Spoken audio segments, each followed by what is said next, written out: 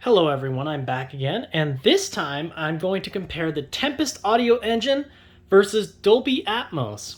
Now, Tempest is still in its very early workings, so there could be some things that'll change, but these are my thoughts at the present moment. Currently, one thing I do notice is that Tempest tends to favor games that aren't actually natively supporting it. Yes, that's right. So I'm going to give you a prime example here of Tempest versus Dolby Atmos, starting with Rise of the Tomb Raider. Now, keep in mind that Rise of the Tomb Raider on PlayStation did not support HDR, so Rise of the Tomb Raider on the Xbox may look, slightly more better. Let's start with the PlayStation though. Tempest audio engine, here we go. We'll have a good view of the valley beyond from the summit. Alright, let's take it easy here. As you can see, footsteps are... This wind is crazy. We just need to keep moving. Footsteps are, in fact, emphasized. Wind is emphasized and environmental effects are emphasized. Hey, even if we don't find anything up here, your dad would be proud. I know, but I have a good feeling about this.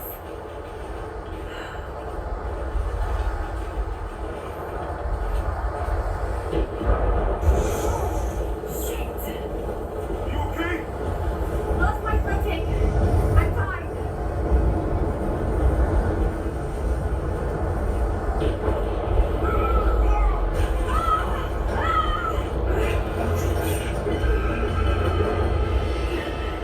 That was close. Laura, are you alright? Jonah! I'm here! So that was the Tempest engine. So you'll note right away that there are no overhead effects, so no height channels. This game did not natively support Tempest, so it really brings out a lot more immersion in the game that does not support it. Now, let's go over to our Series X, and we're going to start from the same spot. Now you can clearly hear more emphasis on environmental effects. HDR is in effect as well on the Xbox. Footsteps are not as focused on. It's more so you hear Laura's equipment rattling at her waist. Note how the wind also isn't as emphasized either.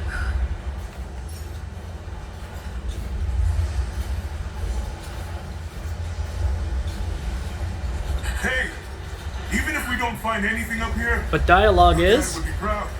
I know, but I have a good feeling about this. Note that these were both at the same volume. Now, if we turn up the volume a little bit for Atmos,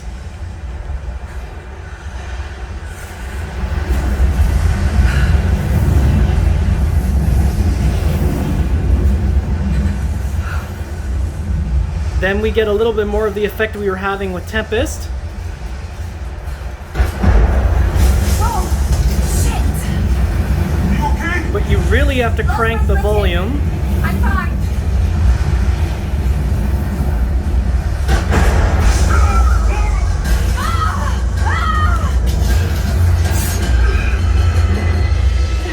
Yeah, I had to turn that down. That was nuts. Laura, are you alright? Jonah! I'm here! So you can kind of hear the difference even just between those two games. But now we're going to do native games. So we'll start with Gears 5.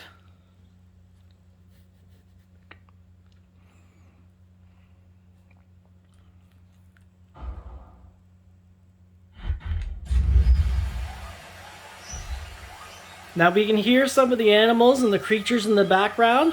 We can hear the water in the distance. When we fire our gun, there's an echo. As you turn the camera around, so do the sounds move with the camera.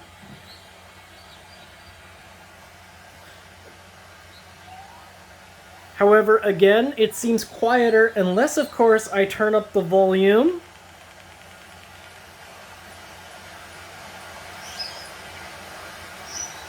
then it's a lot more immersive, but crash, bang, boom, your neighbors will not like you very much.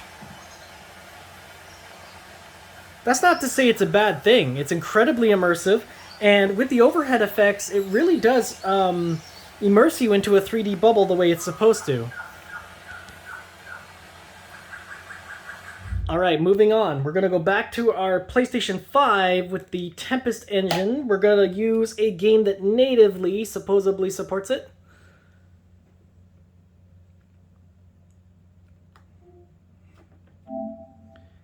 Let's start up Ratchet and Clank Rift Apart. Now you'll notice that for the games that natively support Tempest, they seem quieter.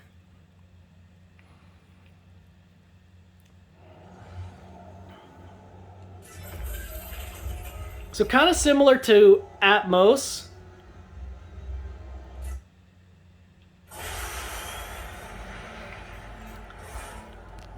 Similar to Atmos, we have to crank the volume a significant amount to get that 3D effect.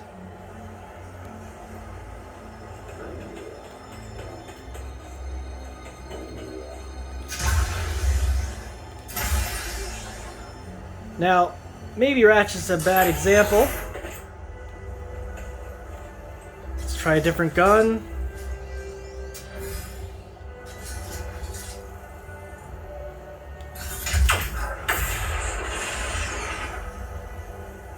So I don't know if you heard that, but it's not as convincing at 3D for some reason with the games that are supposed to natively support it. Now, when we look at our pause menu, because I thought, well, maybe the 3D audio is not enabled.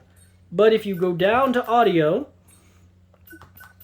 you'll notice it says 3D audio is on and audio output. So the only thing I could think of is that it's because Tempest does not natively support surround sound systems yet. It only supports the audio coming out of the TV. Now this could cause a myriad of problems because now you get a mismatch, right? You've got games that never supported Tempest that work better with Tempest, and you've got the games that support Tempest that work worse. So if you want the true Tempest experience for the games that actually support it, I'd argue that you have to use a headset or pair of headphones with 3D audio enabled. But right now, at least, Tempest is a bit of a mess for games that are supposed to be natively supported on it. But let's just kind of mess around here for a minute.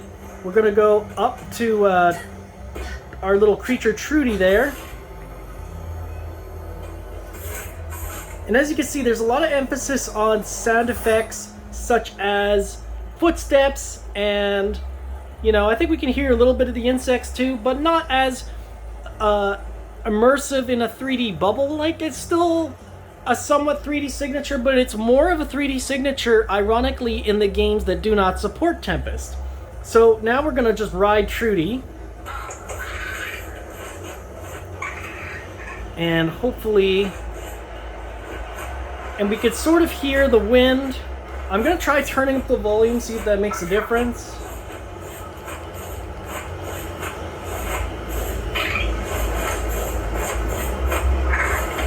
Okay, so when the volume is cranked,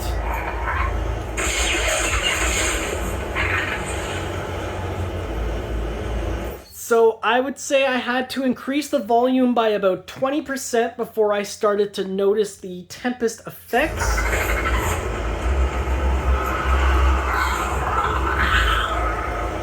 But now we're somewhat hearing it. A huge amount of emphasis on the wind, though not as much emphasis as Dolby Atmos. And again, no overhead effects, so it's almost like it's trying to compensate for that. We're just going to land Trudy now.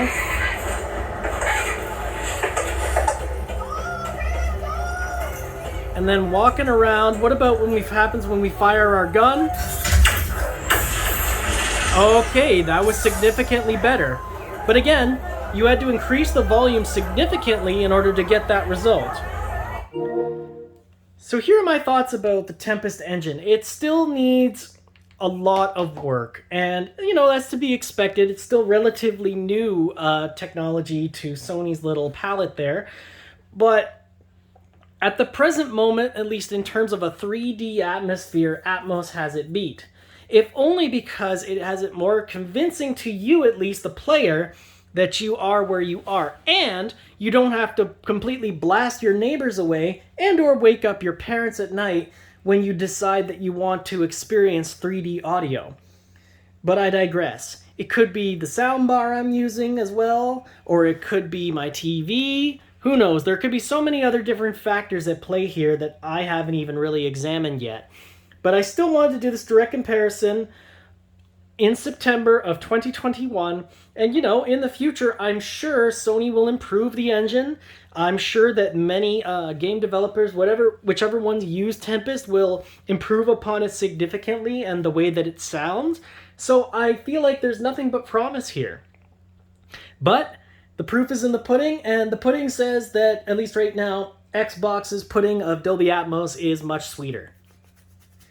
If you like this video, smash the like button. If you didn't and you think I'm a big nerd or you just don't like me talking so long, smash the dislike button. If you haven't, now would be a great time to subscribe to my channel. I'm always looking for new subscribers, and I appreciate every single one of you. Every single one of you who has subscribed up until this point. You've really surprised even me. I didn't think this channel would grow as it has, but it's still pretty nice. I'm not sure if I worded that in a good way. Anyway, ding that bell if you want to see what I come out with next. And stay healthy and I'm tired. Stay healthy and safe in this pandemic, guys, and I'll see you guys in the next one. Now, if you'll excuse me, I'm going to go back to playing Tales of Arise in Tempest Audio because that is just sweet. But I digress. Dolby Atmos still has it beat. If Sony wants to compete with Atmos, they're going to need to try a little bit harder. Bye for now.